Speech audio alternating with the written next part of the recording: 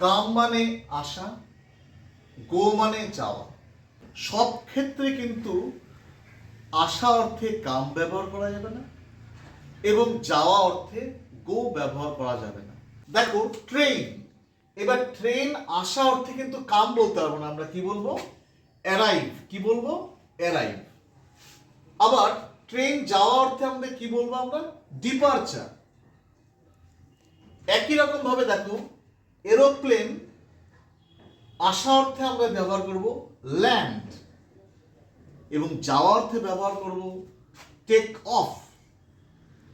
Next দেখো guest, অতিথি। অতিথি আসা অর্থে আমরা বলবো ভিজিট এবং চলে যাওয়া অর্থে আমরা বলবো, যাওয়া অর্থে লিভ।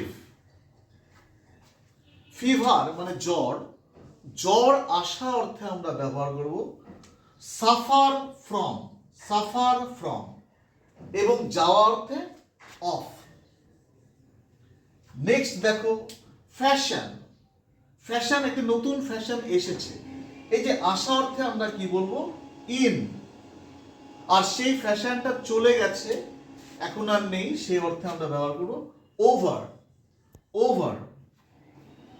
ওয়েদার আসার ক্ষেত্রে আমরা বলবো স্টার্ট এবং সেই ওয়েদারটি চলে যাওয়ার ক্ষেত্রে আমরা বলবো ওভার।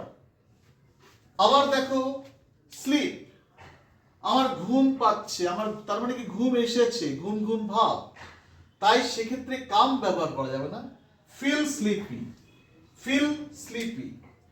আর ঘুম চলে গেছে, আমি জেগে উঠেছি, ওয়েক আপ, ওয়েক আপ।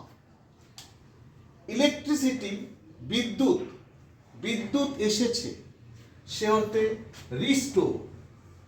আর বিদ্যুৎ চলে গেছে, সেক্ষেত্রে আমরা বলবো পাওয়ার অফও বলা যেতে পারে গো অফ।